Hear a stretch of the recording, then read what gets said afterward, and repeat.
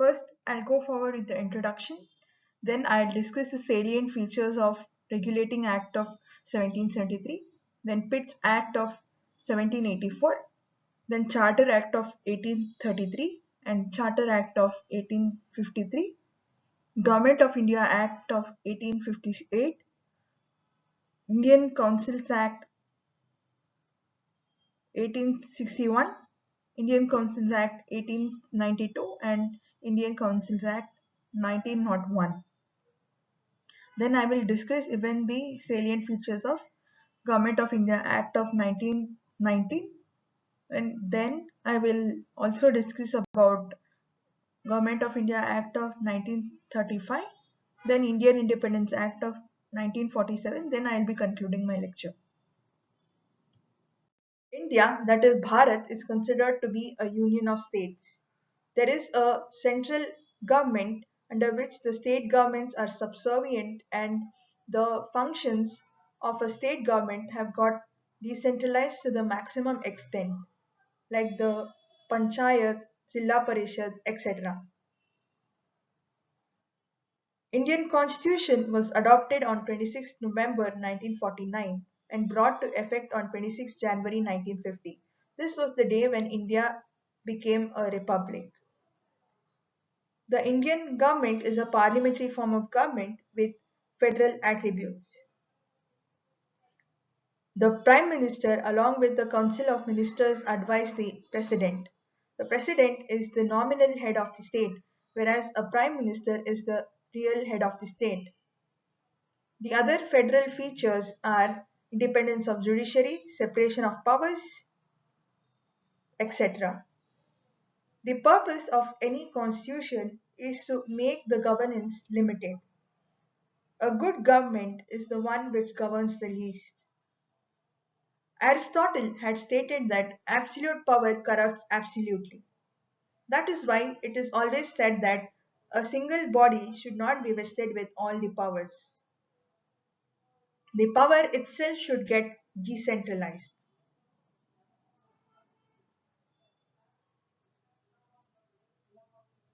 If power was given absolutely to a single authority, then that authority will become tyrannical. The other purpose of constitution is to understand what are the fundamental rights available under the constitution. Like India, where the fundamental rights are the ones which have been mentioned under part 3 of Indian constitution. The fundamental rights are not absolute. There are restrictions such as sovereignty and integrity of India and public morality, etc., which make the rights limited. The other purpose of studying constitution is to know what are the articles which talk about separation of powers and checks and balances. Separation of powers was a concept which was introduced by Montesquieu, where he had stated that in a state, executive, legislature, and judiciary must be separated. But under the Indian constitution, there is separation of functions rather than separation of powers. Recently, the bulldozer justice made the executive encroach upon the lawmaking as well as justice inducing function of judiciary. That's why it was considered to be against the ethos of the constitution itself. The next is that there is independence of judiciary under the Indian constitution, and that has to be studied to understand what is the purpose of a constitution. Article 50 states that executive and judiciary are separate, and there are articles such as 214 to 229 which talk about the appointment of judges to high courts, and article 124 to 129 which talk about appointment of Supreme Court judges. All these provisions talk about appointment through an impartial and independent authority like the Collegium or the NJAC, and also the judiciary can punish for contempt of court. All these provisions talk about independence of judiciary. That's why it is considered to be one of the significant feature to gauge how a constitution is going forward with governance and whether constitutionalism has been followed in a state or not can be inferred only when we study all the features of the constitution and how it is impacting the people, etc.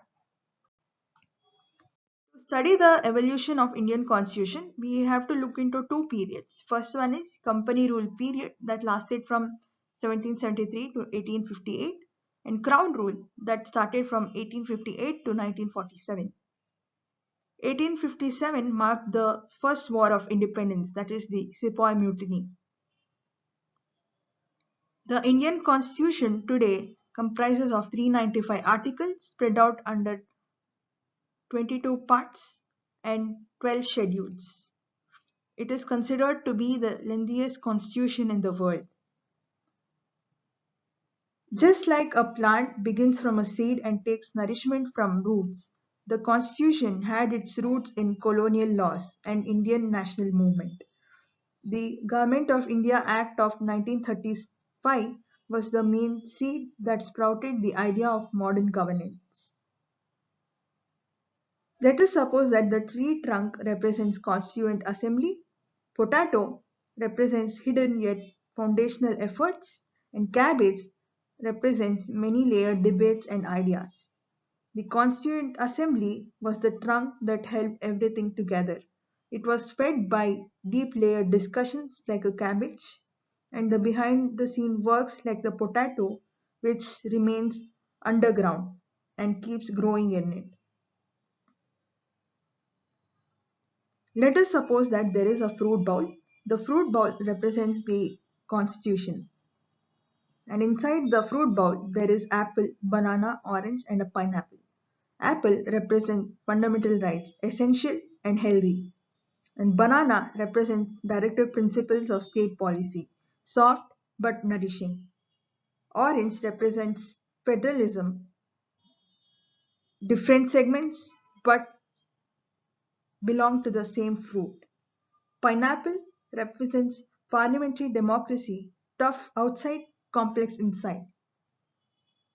Each fruit represents a feature of Indian constitution with its own taste, texture and role, which keeps the constitutional diet balanced. Just like recipes evolve with different ingredients, the constitution evolved with over 100 amendments. Some added flavor like the GST, while others were spicy and controversial.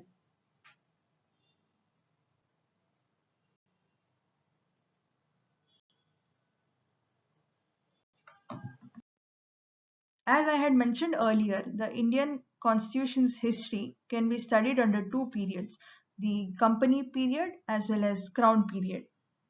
The company period started with the Regulating Act of 1773. This act was enacted because of failure of dual system implemented by Robert Clive. The significant features of this act was the Governor of Bengal became the Governor General of Bengal. Warren Hastings became the first Governor General of Bengal. He got to rule the Bombay and Madras presidency. There was creation of Supreme Court at Calcutta, which is called Fort William. The quorum consisted of 3 judges. A council of 4 had to advise the Governor General, but the Governor General did not have the veto power. The EIC became subservient to the British Parliament, and there were ban on private trades. That is, the servants and officers of the British Parliament did not have the powers to engage in private trades in India. and they were prohibited from accepting bribes. All the matters related to revenue and other administrative issues had to be reported to the British. Let us now look at Pitt's Act of 1784. Here, the dual government system was introduced. The Board of Control, through the British Parliament, managed the political and military affairs of India, and the Court of Directors dealt with East Indian Company's activities. The Governor General and his power were strengthened. The Madras and Bombay presidencies witnessed more powers vested to the Governor General. The next is that the East Indian Company became a subordinate body or a subservient body to the British Parliament, and there were prohibition on unauthorized war.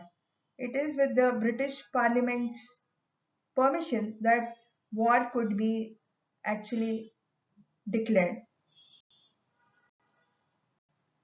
Let us now understand the Charter Act of 1833. The Governor General of Bengal came to be known as the Governor General of India. Lord William Bentinck became the Governor General of India. The Governor General now was vested with more powers compared to the Pitt's Act, which vested powers only to the Madras and Bombay presidency. The EIC's commercial function came to an end. In the Pitt's Act, we saw that the Court of Directors enjoyed the commercial function over the East Indian Company, but that ceased to exist under the Charter Act. But the EIC nevertheless retained its political control. Then came centralization of lawmaking, and a legislative council was established under this act. And a law commission also was established under the Charter Act. And it was moreover stated that a lot of Indians would get employment opportunities within the British Parliament, but it was mere lip service. The company's control was renewed for a period of more than 20 years. As I had told, the EIC's commercial function ceased to exist, but its political control did last, and that was extended for more than 20 years. Let us now look into Charter Act of 1853. This speaks about separation of legislative as well as executive functions. Thus began the journey for a legislative framework regarding the Indian Constitution. The other significant feature of the Charter Act were it introduced open competition for civil services. The exam had to be written in London. It was merit based rather than nomination based. Thus, Indians could now enter the British administration, but there were challenges. There was also no fixed term for company rule. In the Pitt Act, the company's control extended for 20 years, but here there was no fixed tenure. The role of the Legislative Council expanded to the maximum extent.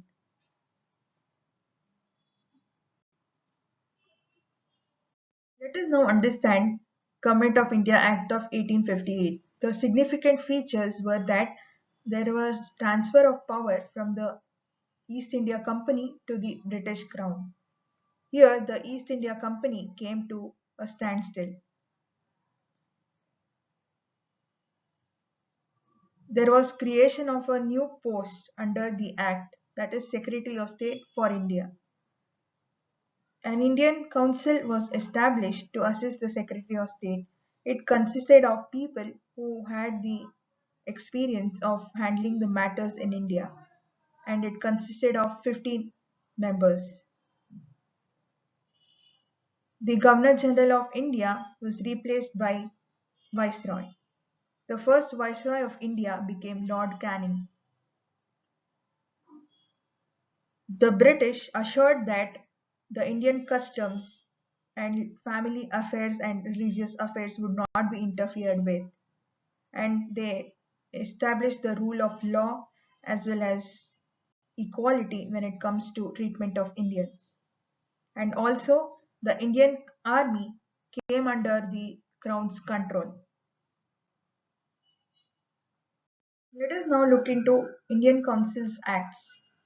The first Indian Councils Act of 1861 expanded the executive control. The Governor General's Executive Council got a legislative wing. It introduced legislative decentralization. For the first time, Indians were nominated to the legislative councils. Sir Dinakar Rao was one of them. Councils were established in Madras, Bombay, and Bengal, and the provincial governments gained some autonomy in legislation. Under Indian Councils Act of 1892, there was enlargement of central and provincial legislative councils, and a concept known as indirect election was introduced. Though not called elections, Indians were nominated via recommendation from local bodies such as municipalities, universities, and chambers of commerce. And right to ask questions was introduced in the legislative councils, but it had limited scope. The Indian Councils Act of 1909 gave a separate electorate for Muslims, and more Indians were included in the legislative councils, including central and provincial levels. And for the first time, official elections were used for Indian representation. Satyendra Prasad Sinha became the first Indian to join the Viceroy's Executive Council. The size of councils increased significantly, though British officials still held a majority. Let us now look into Government of India Act of 1990. This introduced diarchy. The provincial subjects were classified into two categories: transferred subjects, which were handled by Indian ministers, and reserved subjects, which were retained by the British officials. Let us suppose that there is a British chef and an Indian chef. The British chef will say, I will look after the administration as well as the security of the restaurant. And the Indian will say, I will look after the food produce and the supervisory matters. This is nothing but a concept known as reserved subjects as well as transferred subjects. The next key feature of the Act was introduction of bicameral legislature. There was Council of State, which was the upper house, and Legislative Assembly, which became the lower house. And there were provisions for inclusion of more Indians in the governance. Indian ministers were appointed in provinces for transferred subjects.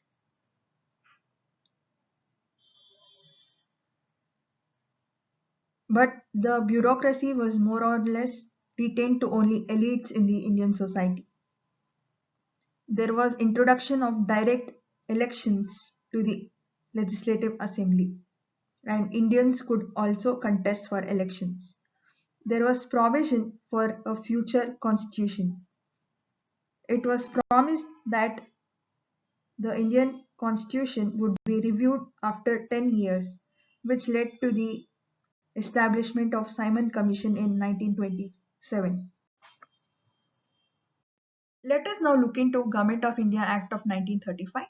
This became a blueprint for the Indian Constitution. The significant features of the Act are establishment of All India Federation. Here, the British Indian provinces as well as princely states started participating voluntarily, but the motives of the act never got implemented. The second significant feature was the division of powers. Three lists emerged: Federal list, which consisted of 59 subjects and included defense, foreign affairs, etc., and provincial list, it consisted of 54 subjects, police, public health, etc. Concurrent list, which consisted of 36 subjects such as criminal law, marriage. These lists are akin to union list, state list, and concurrent list, which are present under the Indian Constitution as of today. The provincial autonomy was introduced. Diarchy at the provincial level was abolished. Provinces were given full autonomy in their subjects. Elected Indian ministers had real authority in provinces. Diarchy was introduced at the central level. Ironically, while diarchy ended in provinces, it was now introduced at the central level. There was extension of franchisee. About 10% of Indians got the right to vote. Then that led to the creation of Federal Court. This became a precursor to the Supreme Court of India. It was established in 1937 to resolve disputes between the provinces as well as the state. Then Burma was separated from India and made a distinct colony of the British. And bicameral legislatures were introduced in the provinces, such as Bengal, Madras, and Bombay. Let us now look into Indian Independence Act of 1947. This act led to the creation of two independent dominions, India as well as Pakistan. Each of these countries had the power to frame their own constitution. The British rule came to an end. The laws passed by the British were not applicable to India as well as Pakistan. The constituent assemblies of India and Pakistan became sovereign legislative bodies for their respective countries. They could make, amend, as well as repeal any law. The office of Secretary of State of India was abolished. British suzerainty over princely state was terminated. Princely states were free to join either India or Pakistan or remain independent, which happened just in theory.